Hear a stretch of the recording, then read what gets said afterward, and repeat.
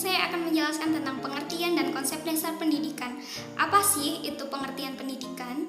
Jadi pengertian pendidikan itu dibedakan menjadi 3. 1. Pendidikan dalam arti mikro. 2. Pendidikan dalam arti luas.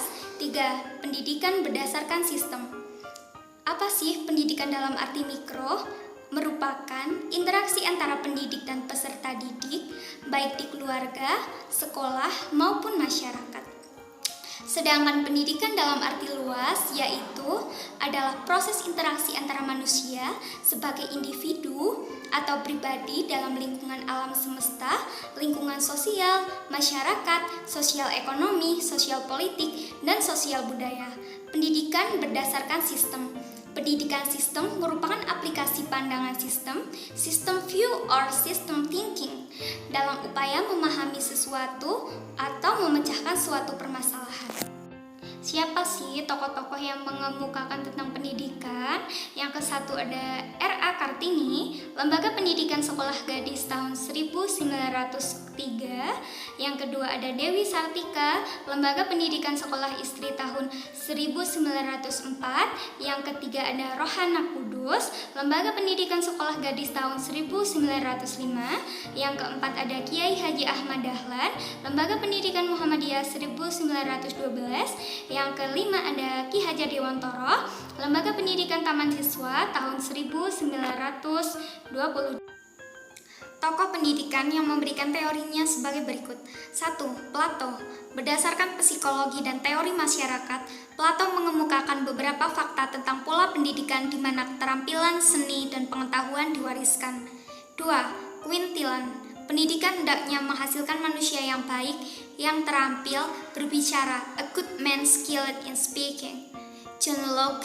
Menurut Locke, tujuan akhir pendidikan ialah kebahagiaan atau kesejahteraan bangsa. Immanuel Kant. Bagi Kant, pendidikan berarti keseksamaan, disiplin, dan pengajaran. Tujuan dari pendidikan. Salah satu tujuan utama dari pendidikan adalah mengembangkan potensi dan mencerdaskan individu dengan lebih baik. Dengan tujuan ini diharapkan mereka yang memiliki pendidikan dengan baik dapat memiliki kreativitas, pengetahuan, kepribadian, mandiri, dan menjadi pribadi yang lebih bertanggung jawab. Sesuai dengan yang sudah diatur oleh Undang-Undang Republik Indonesia seperti 1. Tujuan pendidikan menurut Undang-Undang Nomor 2 Tahun 1985 adalah mencerdaskan kehidupan bangsa dan mengembangkan manusia yang seutuhnya, yaitu bertakwa kepada Tuhan Yang Maha Esa. 2.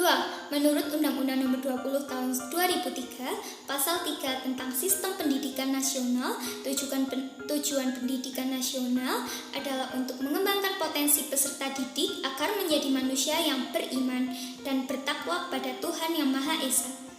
3. Sesuai dengan MPRS Nomor 2 Tahun 1960, tujuan pendidikan adalah untuk membentuk manusia yang memiliki jiwa Pancasila. Manfaat pendidikan. 1.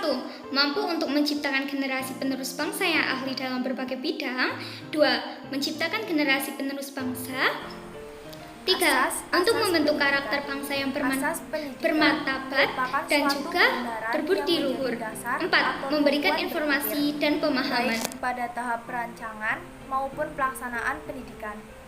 Khusus di Indonesia, terdapat beberapa asas pendidikan yang memberi arah dalam merancang dan melaksanakan pendidikan itu. Di antara asas tersebut adalah Asas Tutwuri Handayani, Asas Belajar Sepanjang Hayat, dan Asas Kemandirian dalam Belajar. Konsep dasar pendidikan.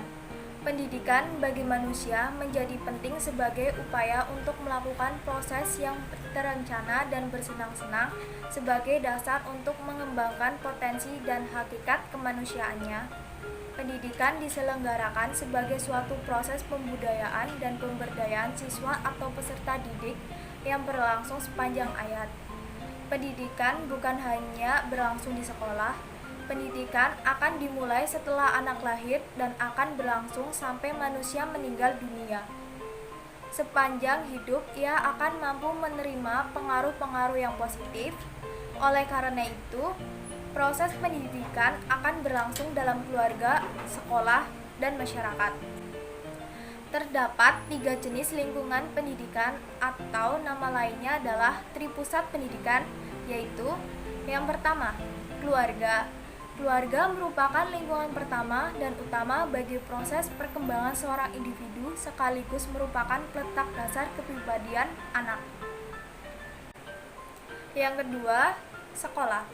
Sekolah merupakan lembaga tempat di mana terjadi proses sosialisasi yang kedua setelah keluarga. Jadi, memengaruhi pribadi anak dalam perkembangan sosialnya. Di sekolah, anak diajarkan belajar apa yang ada dalam kehidupan. Dengan kata lain, sekolah harus mencerminkan kehidupan sekelilingnya. Oleh karena itu, sekolah tidak boleh terpisah dari kehidupan dan kebutuhan masyarakat sesuai dengan perkembangan budayanya. Yang terakhir adalah masyarakat.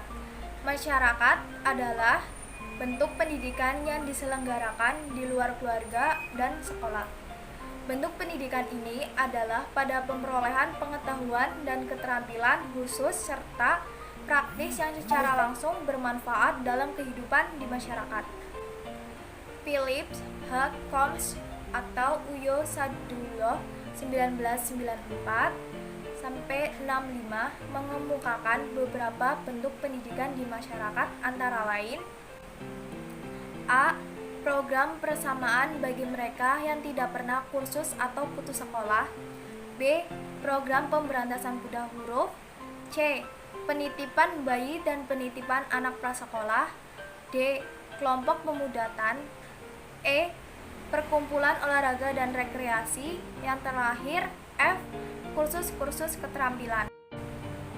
Berikut adalah 4 pilar pendidikan, yaitu yang pertama, belajar untuk tahu atau sedang belajar ketahu. Semakin luas pengetahuan seseorang, semakin baik ia dapat mengerti berbagai aspek dari lingkungannya.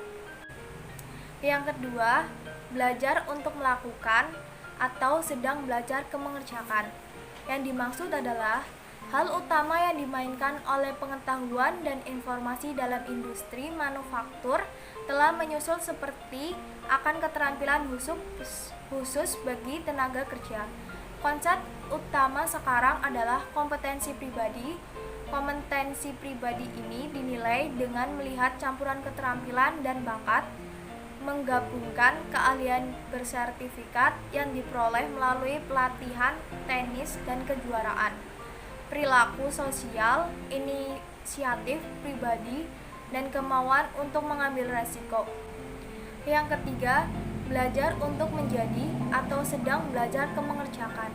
Pendidikan harus berkontribusi untuk menyelesaikan pengembangan setiap orang.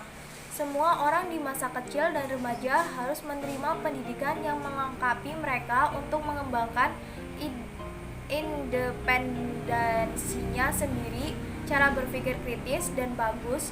Jadi mereka dapat mengambil keputusan untuk memilih kursus terbaik dalam hidup mereka. Yang terakhir adalah 4. Belajar untuk hidup bersama atau sedang belajar kehidupan bersama. Tugas pendidikan, baik dalam rangka pembelajaran bagi siswa dan mahasiswa tentang keragaman manusia maupun untuk menanamkan kesadaran diri mereka tentang persamaan dan saling terbatas, semua orang esensinya adalah bagaimana mereka mampu hidup bersama dengan orang lain secara bersahabat dan menyenangkan.